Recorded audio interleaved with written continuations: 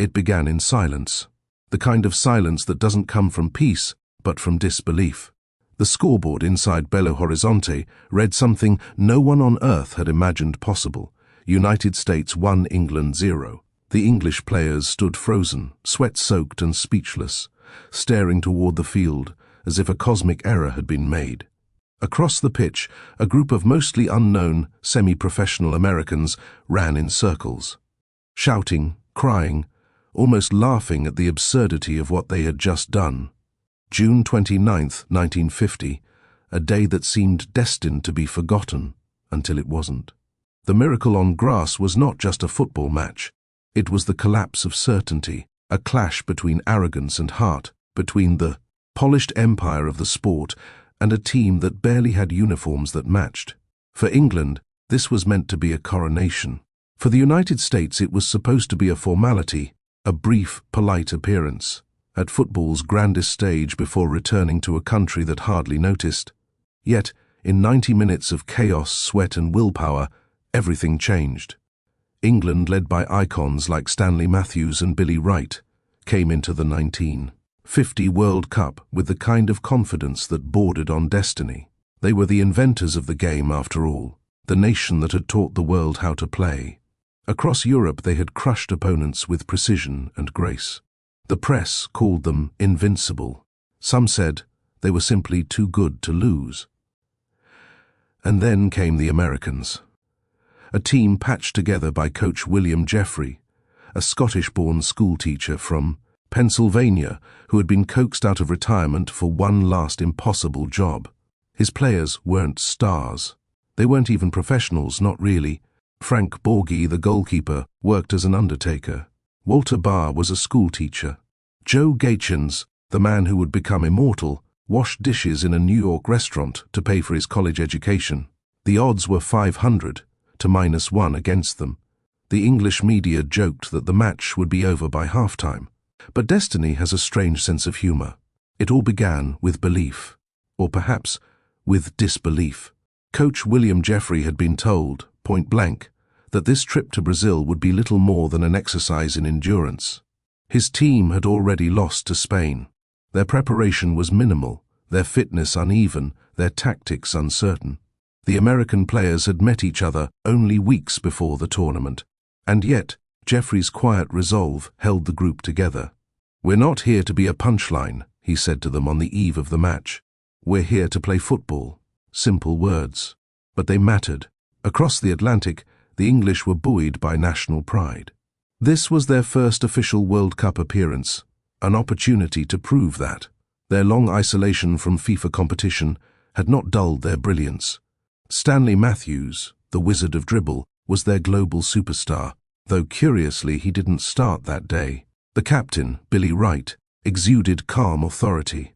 The goalkeeper, Bert Williams, was called the Cat for his reflexes. England's journalists called this team unbeatable.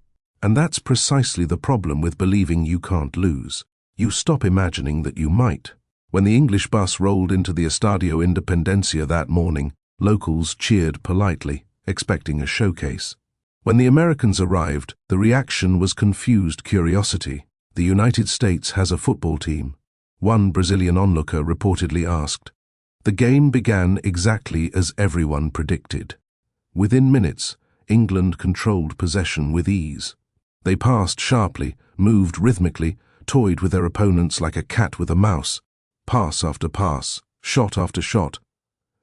20 in total before the match was over. Yet somehow, nothing went in.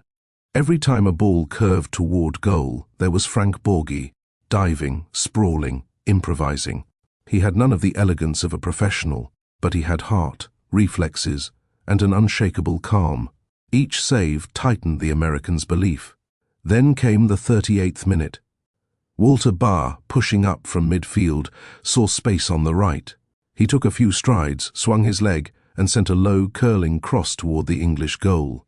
Joe Gaetjens, sprinting near the penalty spot, flung himself forward in a desperate dive. He barely touched the ball, just a glancing deflection off his forehead, but it was enough. The ball spun off its axis, kissed the grass, and slipped past Bert Williams' outstretched hand. For a moment, the stadium went still, then erupted. Brazilian fans who had entered cheering for England suddenly switched allegiance. The noise was deafening. They loved an underdog, and in that instant, the Americans became heroes. The rest of the match was a siege. England attacked relentlessly, but Borghi refused to yield. At one point, he collided with an English forward, rolled over, and still held the ball. At another, he dove into the post and kept playing as if pain didn't exist. When the referee finally blew for full time, it was over, 1-0. The United States had done the impossible. In England, newspapers refused to believe the result. Some assumed it was a printing error, perhaps 10-1 to England, not 1-0 to the United States. But no, it was real. Billy Wright left the field in silence, his face pale. The mighty empire of football had been humbled by men who returned home to their day jobs. And yet, for the Americans, there was no parade, no celebration. Back home, the match barely made the papers. Soccer was a fringe curiosity in a country dominated by baseball and American football. The players drifted back into obscurity, but the memory endured in small stories, whispered retellings, and the legend of Joe Gaetjens, the dishwashing striker who had written his name in history with one perfect dive. Long before that fateful day in Belo Horizonte, the story had already begun. Not in stadiums, but in factories, schools, and immigrant neighborhoods. Joe Gaetjens was born in Haiti, in Port-au-Prince, to a family of mixed descent. He came to New York in the late 1940s to study accounting, chasing opportunity. But football, or soccer as it was called there, never left him. In the Bronx, he played for the local club Brookhaven, dazzling teammates with his agility. He was charismatic, but humble, his smile contagious, his energy boundless. He was not an American citizen, but under FIFA rules of the time, residency was enough. He was added to the US national team, almost by chance. No one expected him to start, let alone score the goal that would become immortal. Frank Borghi's path was no less improbable. Born in St. Louis, Missouri, he had been a baseball player before switching to soccer. His hands were large, strong, shaped by years of working odd jobs. He wasn't textbook in technique, but he had what every great goalkeeper needs: fearlessness. Walter Barr was the intellectual of the team, thoughtful, composed, a future coach in the making. As captain, he brought quiet leadership, anchoring a side filled with dreamers. Coach William Jeffrey, for his part, embodied the American spirit of the era, pragmatic, resilient, unconcerned with glamour. His team didn't have a system, but they had belief. He told his players, "We'll play our way, simple, honest, and together." England, meanwhile, represented something entirely different. Post-war Britain saw football as a reflection of national identity, a way to restore pride after years of hardship. Stanley Matthews symbolized artistry and hope. Billy Wright embodied discipline. Bert Williams was precision. They were the polished product of the birthplace of the game, and they knew it. But football, like history, doesn't care who invented the rules. The Americans had little time to prepare for the World Cup. They trained in borrowed facilities, slept in modest quarters, and often shared equipment. Their tactics were simple: defend tightly, counter when possible, and never give up. Yet, beneath the surface, something deeper grew: camaraderie. Before facing England, they had already lost to Spain, a game where they briefly led before collapsing 3-1. That loss could have broken them. Instead, it fueled them. "We played like we belonged," Barr later said. "That was enough to make us believe we could do something special." William Jeffrey gathered his men the night before the England match. The air was tense. He didn't deliver a grand speech, just a calm reminder. They're human. Same as you. They have to run, they have to sweat. Play your game. Simple words again. But in football, simplicity often hides power. The morning of June 29 was hot and humid. The Americans walked out to find the stadium half full, mostly Brazilian fans curious to see England play. The English players looked immaculate in their white shirts. The Americans wore blue, their kit creased and mismatched. To the world, It looked like a mismatch of civilizations, the empire versus the experiment. Then the whistle blew. From the first minute, England dictated tempo. Passes snapped between them like clockwork. Within 10 minutes, they had forced Borghi into multiple saves. A shot struck the post. Another missed by inches. But each close call seemed to harden the Americans' resolve. Barr yelled instructions. Gaetians chased every loose ball, and defenders, like Charlie Colombo, threw themselves into tackles as if blocking bullets. At the 38th minute, the improbable happened. Barr found space on the right flank. His cross wasn't meant to score, it was a hopeful ball into the danger zone. But Gaetians, forever alert, dived head first. The ball flicked off his forehead, the faintest touch, and looped past Williams. Time seemed to stop. Goal. The crowd erupted. For the remaining 52 minutes, it was pure survival. England fired shot after shot. Wilf Mannion, Jimmy Mullen, and Roy Bentley all came close. But Borghi, with cat-like instinct and pure will, denied them all. The Americans defended as if possessed, throwing bodies in front of every attempt. When the final whistle blew, Barr later said, "We didn't celebrate right away. We just looked at each other, trying to understand what we'd done." Brazilian fans lifted the Americans onto their shoulders. English reporters stared blankly, some refusing to write their dispatches. In the press room, confusion turned to disbelief. The impossible had happened. The stadium lights in Belo Horizonte flickered against the humid Brazilian air. By the time the whistle blew to start the second half, the world had not yet realized it was about to witness a sporting miracle. England's players looked calm, certain that order would soon be restored. A single goal against the United States, surely a minor inconvenience, a momentary lapse soon to be corrected by their superior class. But as the minutes passed, their calm turned to frustration. Each missed shot echoed louder. Each save from Borghi chipped away at English composure. Their rhythm faltered. The arrogance that had carried them into Brazil began to crack under the weight of disbelief. This was the war within the war, not one of armies or nations, but of pride and endurance. England versus the improbable, the country that invented football against one that barely played it. By the 60th minute, Stanley Matthews had been sent to warm up. The legendary winger, rested earlier for more important matches, was now the desperate hope of a crumbling empire. But even he couldn't rewrite the story that was unfolding. The Americans, for all their lack of polish, had built an invisible wall, not just of defense, but of spirit. Every time England attacked, they found 10 men behind the ball, running, tackling, refusing to give in. Bert Williams, the English keeper, stood helpless at the other end, watching. His teammates pour forward again and again, only to be denied. He would later say, "We could have played until midnight and never scored." And perhaps he was right. In the 82nd minute, England's Jimmy Mullen found himself clear through on goal. He struck with precision, only for Borghi to dive full length, punching the ball away. The crowd, now fully behind the Americans, roared with every save, every clearance. The underdogs had become the darlings of Belo Horizonte. The clock ticked toward 90. Billy Wright urged his team forward, shouting orders drowned out by the roar of disbelief around them. Then came one final English corner, their last hope. The ball curled dangerously into the box, bodies collided, chaos reigned. And Borghi, fearless to the end, leapt through the melee and caught it. He held it tight. And then, the whistle. For a heartbeat, no one moved. Then the realization struck. They had done it. The United States had beaten England 1-0. Players collapsed to the ground. Some laughed, others wept. Gaetians was lifted by teammates as fans poured onto the pitch. In the stands, Brazilian supporters chanted USA, their voices rising into the night like a carnival of disbelief. England's players trudged off, silent and dazed. Billy Wright looked as though he had seen a ghost.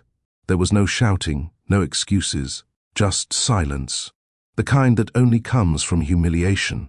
The miracle rippled outward, slow and uncertain. In the press box, English journalists hesitated to file their reports.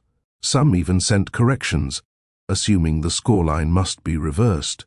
Surely, one wrote, England did not lose to a team of part-timers, but they had. And yet, when the American players returned home, they found little fanfare waiting. In New York, no parades lined the streets. Newspapers barely mentioned the result, tucked beneath baseball scores and political headlines. Soccer, in 1950s America, was an afterthought, a curiosity played by immigrants and dreamers, not the mainstream. Frank Borghi went back to driving a hearse in St. Louis. Walter Barr returned to teaching school. Joe Gaetjens went back to washing dishes. But history, as it often does, caught up with them eventually. Joe Gaetjens became a symbol far greater than he ever knew. His story was one of contrasts, a Haitian immigrant who scored the most famous goal in American soccer history, yet vanished from public memory.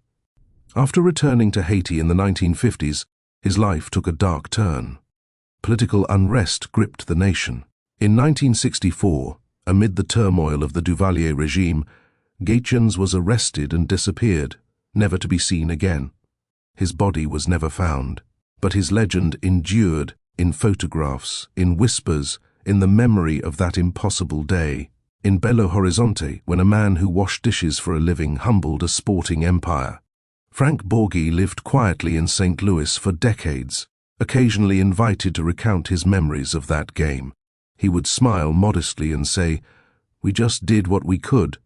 Walter Barr went on to become a respected coach and mentor, nurturing the next generation of American players. Their triumph was more than a fluke. It was a seed, one that would take decades to bloom. The world didn't realize it that night, but the miracle on grass had cracked open football's sense of invincibility. It proved that talent alone didn't win games. Belief did. The English press tried to bury the embarrassment, but the story grew with time, passed down as myth and warning. Never underestimate an underdog. For England, the defeat haunted generations. They would not win a World Cup until 16 years later, on home soil in 1966. For the United States, it became a quiet piece of folklore, a reminder that even in a land that preferred other sports, there was something profoundly American about defying the impossible. Every nation needs its miracles. This was theirs. In the decades that followed, the players of 1900 and 50 faded into memory, their names resurfacing only during anniversaries. Yet for those who study the sport, that single match remains a cornerstone, the day American soccer found its soul. Walter Barr once said, "It wasn't about who we beat, it was about who we became." That sentiment captures the essence of the moment. Because the miracle on grass wasn't just about football, it was about identity, perseverance, and the strange poetry of sport. The climax, when stripped of numbers and tactics, is pure emotion. Imagine the dying moments of that match. The air heavy with sweat and disbelief. The Americans throwing themselves into every tackle, the English shouting. In desperation, the crowd roaring with each second that ticked away. The referee lifts the whistle to his lips, and time itself seems to pause. One shrill note, final whistle. History frozen in motion. The English shoulders slump. The Americans explode. A photograph captures the moment. Players in blue, arms raised, mouths open in disbelief. The scoreboard, almost shy in its honesty. United States 1, England 0. That single image became one of the most iconic in World Cup history, because behind it lies every universal truth of sport, that greatness is never guaranteed, that pride can crumble in a second, and that somewhere, in every competition, there's a team that refuses to believe in odds. In the years that followed, whispers of the match took on a mythic quality. Young players in America heard the story not from newspapers, but from elders who spoke of that game against England.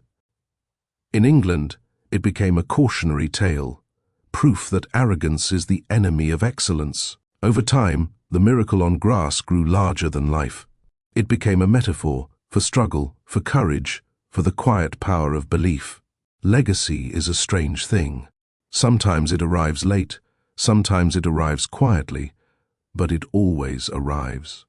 When the modern US men's national team qualified for the 1990 World Cup after a 40-year absence, Walter Barr was invited to watch. He smiled as young players spoke his name with reverence. They knew, they remembered. That goal in 1950 had not been forgotten. It had been waiting. When the United States hosted the World Cup in 1994, FIFA honored the surviving members of that 1950 squad.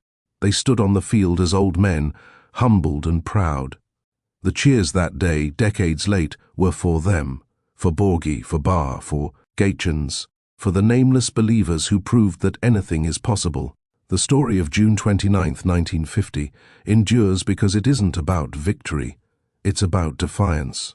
It's about ordinary men who refused to be intimidated, who played not for glory or money, but for love of the game.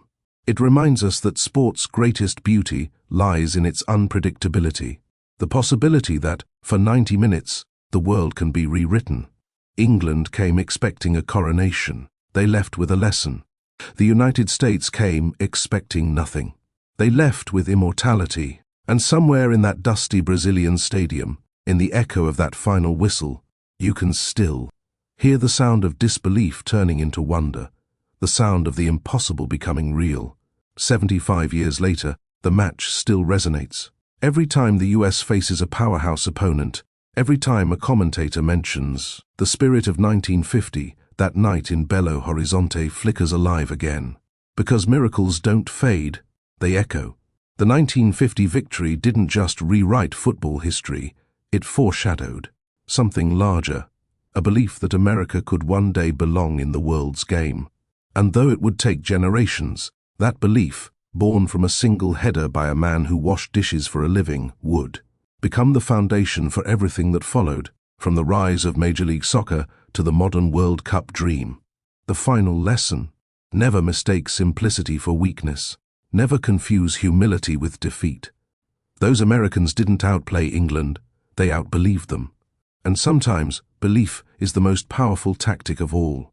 The legacy of the miracle on grass stands as one of sport's purest stories. No scandal, no politics, just men, a ball, and a belief stronger than logic.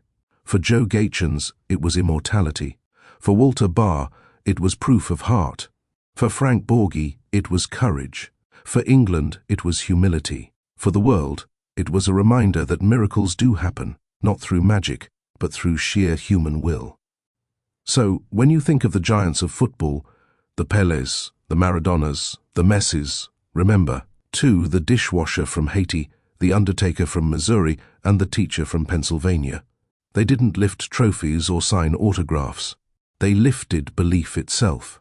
And in doing so, they changed the game forever. The miracle on grass was never just about that 1-0 scoreline. It was about possibility, the idea that sometimes, in the right place, on the right day, with enough heart, the world can tilt on its axis. That's why it matters. That's why it endures. That's why June 29, 1950, will forever live on. Not as a game, but as a moment when the impossible became truth. And if this story moved you, if the echoes of the World Cup still make your heart beat a little faster, stay with us. More journeys, more legends, more moments that shaped the world's game are still to come. Subscribe to the channel, turn on notifications, and join this growing community of football storytellers, because the past is never just history. It's the heartbeat of everything still to come.